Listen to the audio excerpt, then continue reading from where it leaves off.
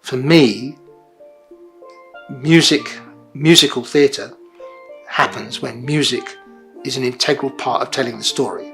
And I've seen that in all African theatre.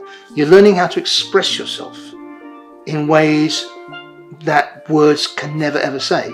I left school without really any qualifications, and was so immersed in the world of making music, making plays, all my adult life. Well, it was really a practical thing. I'd been playing in rock bands. I was starting to write songs, and I got signed by a publisher, musical publisher. I became the Artistic Director of Black Theatre Co-op in 1996. They were at that time Britain's oldest established black theatre company.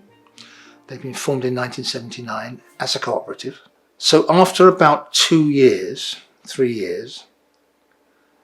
I found that the name Black Theatre Cooperative was very functional, and it was a misnomer. As I said, we weren't a cooperative anymore.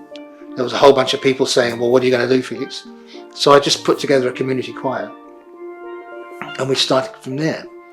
And it gradually, over the years, became more and more professional. When we changed our name to Nitro, we became Nitrovox. We set up a number of initiatives and put on a number of productions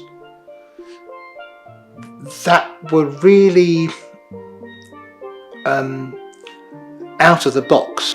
Music theatre as a sector is not brilliantly represented in terms of diversity. It's a lot better than it was just a few years ago. So what we're seeing now is more black performers on stage. In order for musical theatre to be influential in changing and evolving the diversity off stage as well as on stage, it would have to have the kinds of influences and the kinds of togetherness that I don't think it has at the moment. But I also know that it has developed, it has progressed. Well, the first thing that education needs to do, of course, is reinstitute the arts at every single level, from the youngest right through. And there was a play, a musical I wrote called The Wedding Dance. It had toured throughout the country twice, and it had been reasonably received. And on the very last night of the very last venue, which was Greenwich Theatre, it finally got a black audience, the audience that it should have had. We have to have the thing that is called musical theatre. We have to have it. It has to crumble. The walls have got to crumble. They've got to be absorbent to new ideas.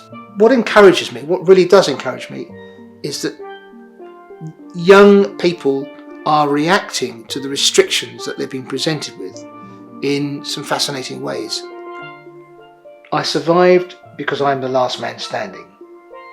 Not necessarily because I was the best person out of all the people who were there when I was emerging. And what to learn from that? That you have to really want to do this, because it will be tough as hell. It will be tough. So you have to keep going. You have to not let those doubts